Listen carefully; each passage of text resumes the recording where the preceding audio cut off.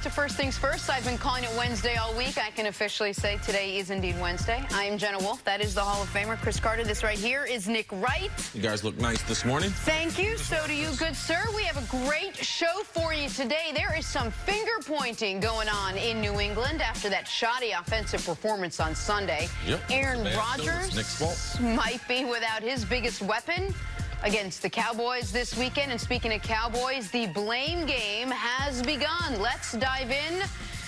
Yes, Dallas sits in first place in the division, and sure, they boast an offense ranked third in the league in yards, and they did average over 30 points in their first 3 wins, but they are coming off a loss to the Saints, where Dallas's offense looked stagnant, where Dak looked average, and where Zeke looked stalled.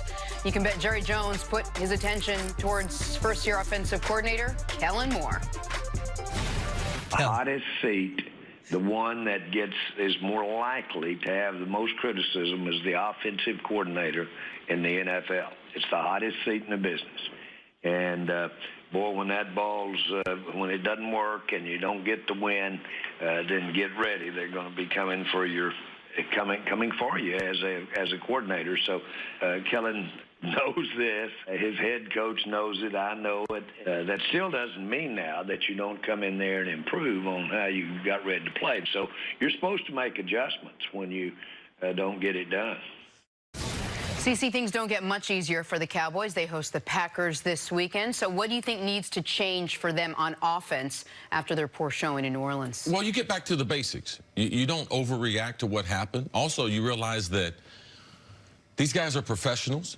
They're paid a lot of money to be able to stop your offense. And after going back looking at the game, I wonder how healthy Amari Cooper was, because he went and got an MRI during the week. Now, typically, you don't get an MRI unless there's really something serious going on with you, unless it's after a game. It wasn't after a game. It just happened to be midweek. They thought he needed an MRI. He got one. And in the game, you could see that he couldn't create separation. So if he's injured, I'm not going to overreact. I have to try to manipulate it to be able to get him off of press coverage, because he's going to get a lot of that this weekend in the Green Bay game. But it all starts with the running game. I want to try to protect that left side.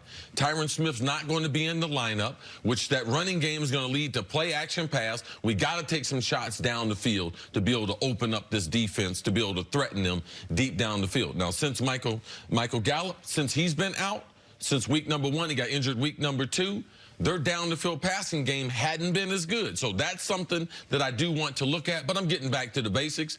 Zeke's going to carry the ball. He's going to carry it especially early and often to be able to get this offensive line back on track, playing at home, home crowd, going against a Green Bay defense that is 26th against the run and 18th in the red zone. So that's the way I'm going to attack it. I'm not going to overreact. I'm going to give the Saints some type of credit for being able to negate me, because the Saints did the same thing to the Cowboys last time they faced them. Let's start with the running game, what you're talking about there. We saw Philadelphia somewhat salvage the first quarter of their season by running the ball down Green Bay's throat, by neutralizing what Green Bay had gone out in the offseason and acquired a pass rush. We saw Philadelphia have their most successful rushing day of the year in that critical game this past Thursday against Green Bay.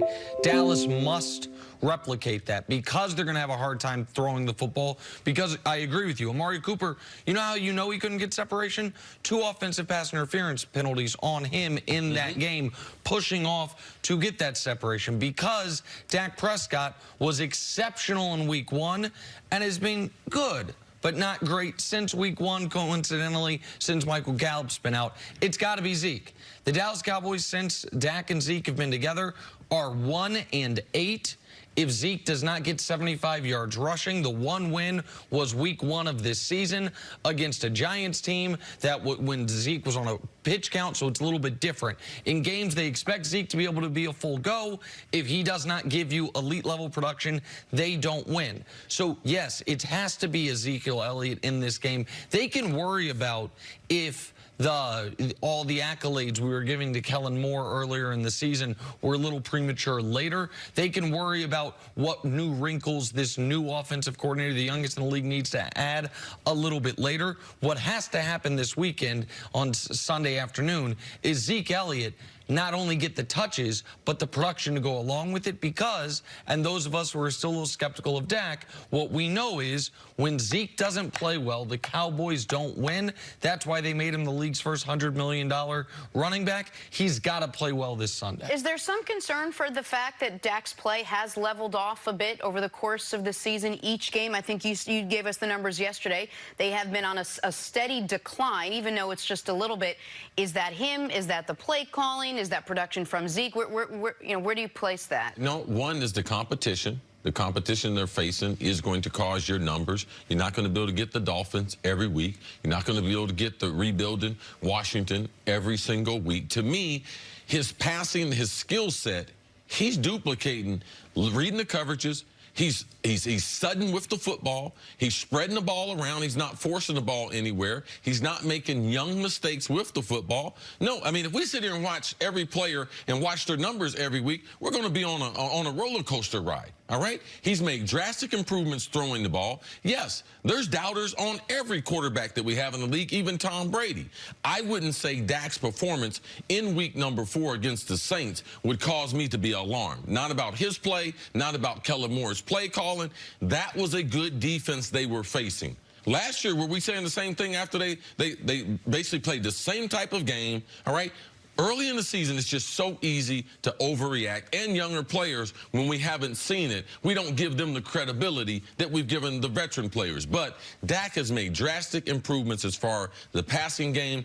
I think that is there to stay. But if Amari Cooper is injured and Michael Gallup is out, that's his number 1 and number 2 target. All right?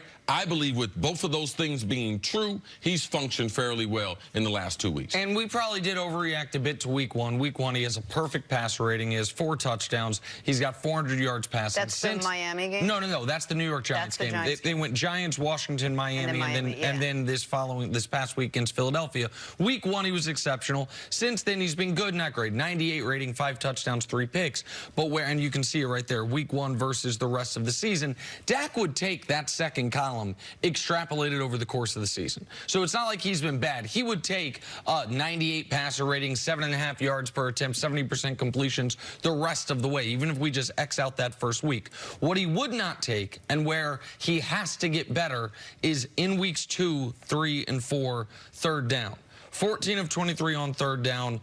A 65 passer rating on third down. Third downs is where Dak has struggled mightily after week 1, where he was exceptional in all phases of it. Part of that is down and distance situations. Part of that is more difficult third downs they're facing. Part of that's play calling and the injuries, all of it. But that's the area that week 1, he was perfect on third down. Weeks 2, 3, and 4, he struggled. And that's one of the reasons the offense in the first half, if we remember, first few drives in the game against Washington struggled. The entire first half against Miami struggled, and the entire game against Philadelphia struggled. They are going to need that offense to click against what I believe to be the best defense they've faced yet this year in Green Bay on Sunday. And if I was nitpicking as far as Kellen Moore, that's where Dak needs some help. They could be a little more creative on third down. Third down is the hardest down to be able to throw the ball. Typically, they can anticipate you throwing it. That right there, I could see. As far as Jerry, you could see that he's a little bit young as far as that. So look for them to try to improve and be more creative on third down. All right, so Cowboys face the Packers on Sunday. The Packers have their own issues, and we'll talk about that coming up. On the other side, though, will Thursday night's Rams-Seahawks matchup on Fox decide the winner of the NFC West? We'll preview that next on FS1. You can always check us out on the Fox Sports channel. That's on SiriusXM, and we'll be right back.